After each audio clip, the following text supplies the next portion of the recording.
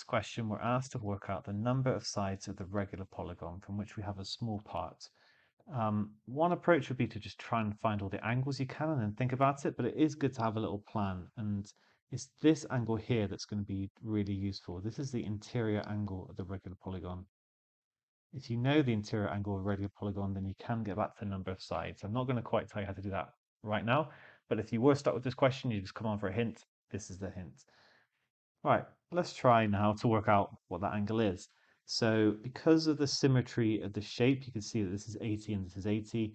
It must be that RS is equal to SP. I can just make a rough assumption, not assumption, but argument that that is the case. And therefore I've got this red triangle here, which is isosceles, and it's going to be congruent to this green triangle.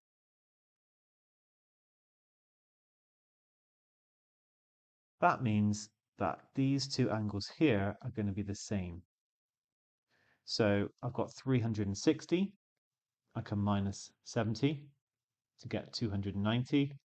And then because they're the same, I can just do 290 divided by 2, which is 145. Each of these is 145.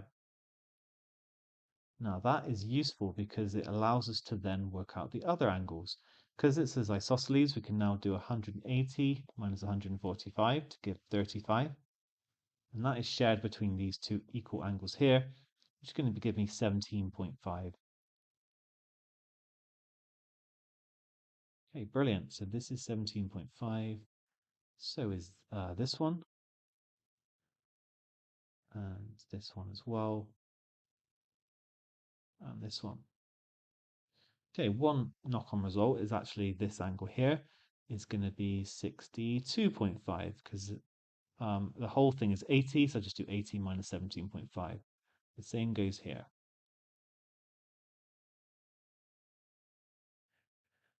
Okay, actually, I just realized I don't need, so I can either use this quadrilateral inside here now, because I have three of the angles. I've got 70, 62.5, and 62.5. So I can do 70 plus two lots of 62.5. That's going to be 125, which is 195. And then my missing interior angle is going to be 360 minus that. So I can think about what I add on to 195 to get to 360, 5 to get to 200, and then another 160. So the interior angle is going to be 165 degrees. Okay, I did this and then I realized actually I could have done it using the outer quadrilaterals. So if I add these two together, I got 35, and then I could have done 80 plus 80, which is 160 plus 35 to also give 195. So up to you which one you use, the outer quadrilateral or this inner purple one. Okay, we now have the interior angle of the regular polygon. Now the best way to work out the number of sides, you can actually, do you know what, you can do the number of sides minus 2 times 180 over n equals 165. You can create an equation for n using the interior angle formula, but it's quite complicated to get this fractional equation, so it's much better to use the exterior angle version. So the exterior angles sum to 360 in any polygon. By the way, the exterior angle is kind of the amount you would turn if you're walking around the shape, as if you carried on the line. So for us, the exterior angle is going to be 15 degrees. The interior plus the exterior always adds up to 180. In a regular polygon, it's so the exterior angle in a regular polygon equal 360 divided by the number of sides, because you're sharing 360 equally, which means that we can rearrange that to give n. This is worth learning this formula. N is going to be 360, oops,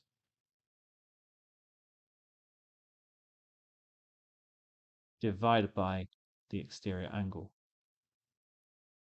Okay, that's the formula we really want to use. So in our case, we've just said it's equal to 15. It's worth knowing this factor pair of 360 is 24. Okay, if you don't know that, then of course you can do a short division, 15s into 360. Go twice, and then 4 times. So that's it. the answer is going to be that n is equal to 24. Let me just show you how you could do it using this formula. It's not too bad. It's just that you get this unnecessary complexity. We can multiply through by n, and then we can expand this bracket. So I'm going to get 180n minus 360 equals 165n. And that will mean 15n equals 360. And you actually get back to where we were over here. So just a little bit extra. Okay, one final point. Like when I did this question, I don't know why, but for a while I thought, why can I not just do 360 divided by this like 17.5? Why does that not work? Because when you have a regular polygon, like let's go with a hexagon here, from the center, you can do 360 divided by 6 to work out each one of these angles. And so I was thinking, why can we not just do that here to get back to the number of sides? But of course, it took me a little while to realize, but S is not actually the center of the polygon. It doesn't say that, we can't assume it, and so that route doesn't work. But here, this necessarily is the interior angle, so we can definitely go down that path. Okay, well done.